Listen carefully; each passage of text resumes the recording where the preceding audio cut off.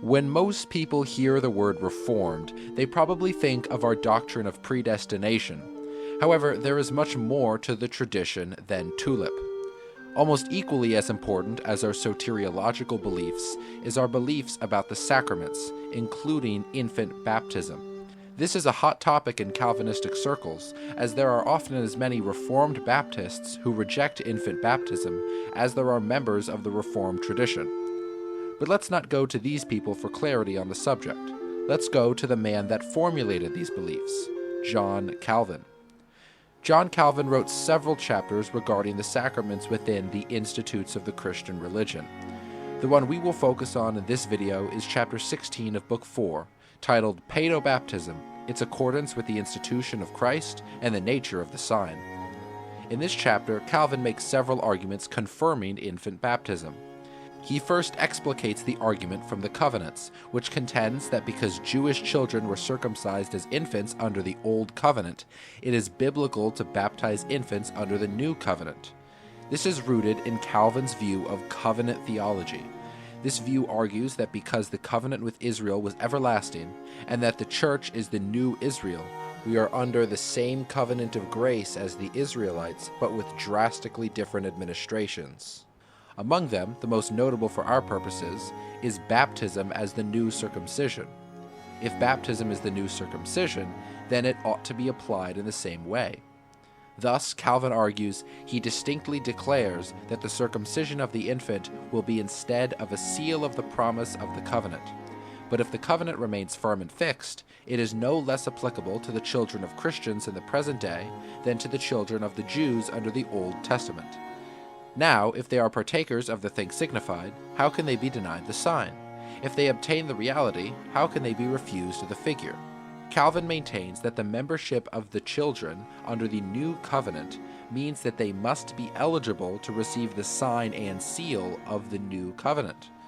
For then, if the sign, baptism, is subordinate to the word of baptism, membership of the body of Christ, why should Christians deprive infants of the sign while they are not deprived of the word?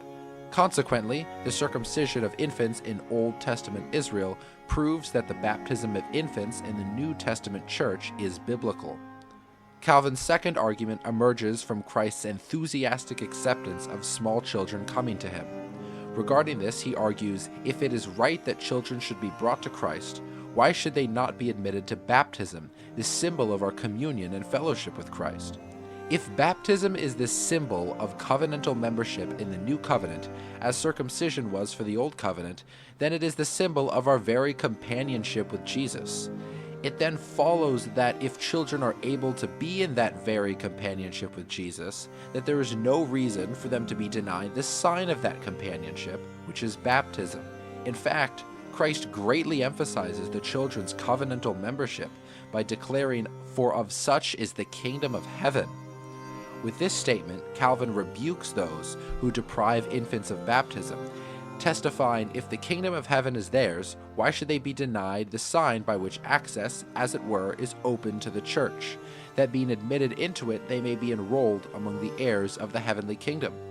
How unjust were we to drive away those whom Christ invites to himself, to spoil those whom he adorns with his gifts, to exclude those whom he spontaneously admits. Any objection that Christ is welcoming children beyond the age of infanthood stands refuted by the fact that the Greek word for little children in Matthew 19:14 directly translates to infant or babe in English. Christ welcomes infants into covenantal membership with himself, so we ought to welcome infants into the sign which represents that covenantal membership, baptism. Now, in this chapter, Calvin addresses several arguments from Credo Baptists. So, for the sake of brevity, I will cover his response to one of the most commonly offered up today, which is, it's not in the Bible. Calvin treats this argument with the intellectual energy it deserves, simply saying if such kinds of argument were good, it would be necessary, in like manner, to interdict women from the Lord's Supper, since we do not read that they were ever admitted to it in the days of the apostles. Obviously, this is absurd. All Christians would admit that the absence of women from taking communion in the New Testament is not prescriptive, and that we should consider the nature of communion to determine who should partake of it, as Calvin indicates after the above quote. So why is it that some do not do the same for baptism? Calvin clearly demonstrates strong scriptural support for paedobaptism, a large part of which is not even covered in this video and lies in full detail in the chapter mentioned at the beginning of this video. We must not dwell on superficial arguments from silence, but instead, let's dwell on what God has laid out through His Word. Thank you for watching this video. As always, comment anything you think I missed or anything you would like to add. Please click on this video here if you're interested, and subscribe if you found my content helpful, instructive, and/or thought-provoking. Goodbye, and stay always reforming.